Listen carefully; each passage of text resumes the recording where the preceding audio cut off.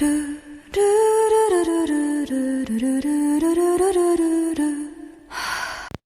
Everyone, welcome back to अभी का drama. तो आज हम एक्सप्लेन करने वाले हैं एपिसोड नंबर 9 अब बोरा देबोरा। तो पिछले एपिसोड में हमने देखा था शी-होक और देबोरा के बीच किस होने के बाद अब शी-होक और देबोरा के बीच काफी ऑकवर्ड सिचुएशन होती है, ज्यादातर देबोरा के लिए, क्योंकि देबोरा अपने इमोशंस को बिल्कुल भी कंट्रोल नहीं कर पाती। क्योंकि अब उसे शी-होक के साथ उसके बुक के ऊपर काम करना है, तो काम के दौरान उसके अंदर प्रोफेशनल बिहेवियर लाना बहुत मुश्किल होगा। फिर वो मीटिंग पर शी-होक के साथ उस किस के बारे में बात करती है और उसके बाद शी-होक के छोटे छोटे मूव पर वो डरने का नाटक करती है, जैसे शी-होक लिप बाम यूज करता है उसके सामने, और जब वो देबोरा की सीट बेल्ट लगाने में मदद करता है तब भी वो डर रही होती है। फिर वो शी-होक के साथ कंफर्म करती है कि उसके दिल में देबोरा के प्रति कोई फीलिंग तो नहीं है। शी-होक ना बोल देता है और देबोरा को भी यही लगता है, लेकिन देबोरा बहुत ज्यादा सेंसिटिव है, तो वो शी-होक से पूछती है कि तुम अपने एक्शंस के बारे में केयरफुल रहा करो। देबोरा के ब्रेकअप के बाद वो बहुत ज्यादा इनसिक्योर फील कर रही होती है और वो बहुत सारे स्किन ट्रीटमेंट कर रही होती है ताकि वो कॉन्फिडेंट फील कर सके। उसके बाद वो जिम भी ज्वाइन करती है और वो साथ में शी-होक को भी घसीट लेती है ताकि शी-होक की वजह से उसे डिस्काउंट मिल सके